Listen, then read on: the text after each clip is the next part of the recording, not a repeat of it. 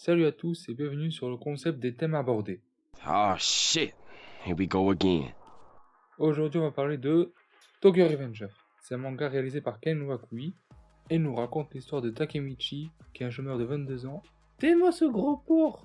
Il est même pas foutu d'apprendre une bonne de ménage ou de faire le ménage lui-même, c'est incroyable ça. Bref, il regarde la télé et apprend une triste nouvelle comme quoi sa petite amie est morte. Du coup il sort pour se détendre on va dire, pour oublier un peu tout ça.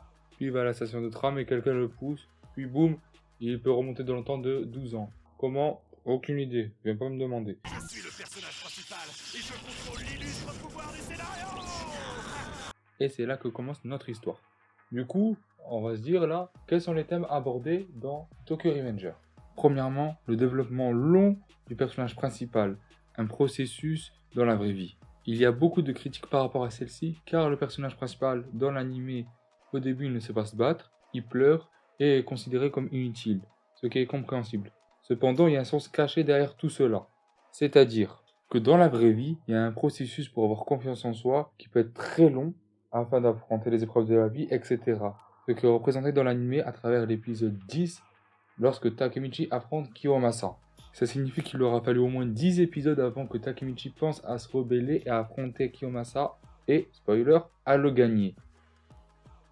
Dans la vraie vie, tu auras besoin d'autant voire plus de temps pour évoluer en corrigeant soit un défaut ou alors en améliorant une capacité ou en obtenant une nouvelle compétence.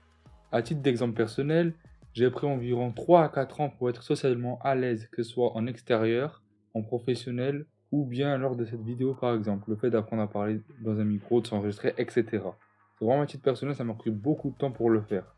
Mais on remarque également que le développement de Takemichi, c'est-à-dire les objectifs du personnage, sont faits principalement par amour envers Tachibana Hinata.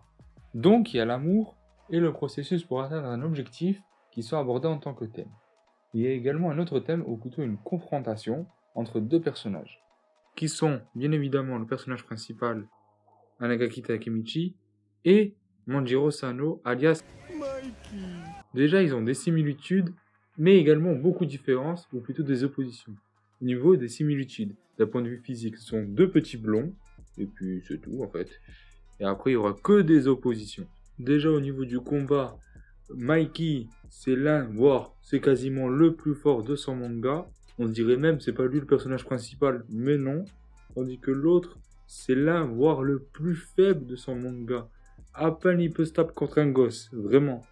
Mais également au niveau du leadership, car Mikey c'est quelqu'un qui est au chef, qui est au sommet d'un gang, qui est l'un des plus puissants, voire le plus puissant de tout Tokyo.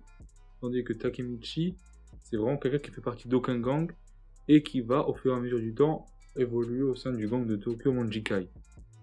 Précision, à la fin de l'anime, il est à peine membre du gang.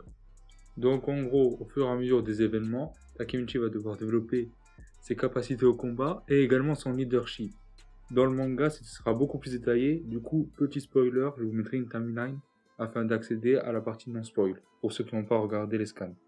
Donc si t'es là, c'est que t'as pas peur de te faire spoil. Ok, déjà dans le manga, Takemichi, il est beaucoup plus développé, que ce soit en leadership. Il est passé jusqu'à chef de division, et là actuellement, il a fait son propre gang, et il affronte celui de Mikey, bref c'est un bordel.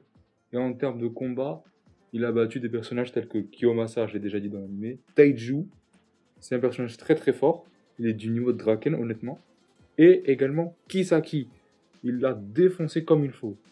Et je précise que lors du combat contre Taiju, qui est aussi fort que Draken, il a fait preuve d'une telle résistance, au point même il a réussi même à lui mettre une patate et à le faire tomber au sol, ou plutôt à le mettre à genoux. Et ça c'est vraiment très très fort. C'est la fin du spoil. Pour en revenir à l'opposition entre les deux personnages, cette opposition s'effectuera également lors de décisions, par exemple celle en début de saison en animé, dans lequel il devrait éviter d'affronter un petit gang dont j'oublie le nom, et également le moment où Takemichi dit devant Manjiro qu'il voulait devenir le chef des Tokyo Manjikai. Même si c'était une scène plus ou moins comique, ça n'a pas été mis là par hasard.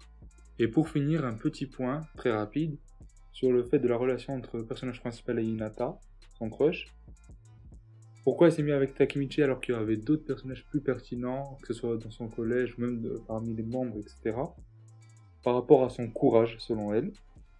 Et du coup, c'est aussi un terme qui est vraiment abordé Même si dans l'anime ça l'est pas trop, mais ça sera plus dans le manga qui sera vraiment abordé ce terme de courage et de persévérer, notamment lors des combats que j'ai énumérés précédemment, dans la partie spoil, manga.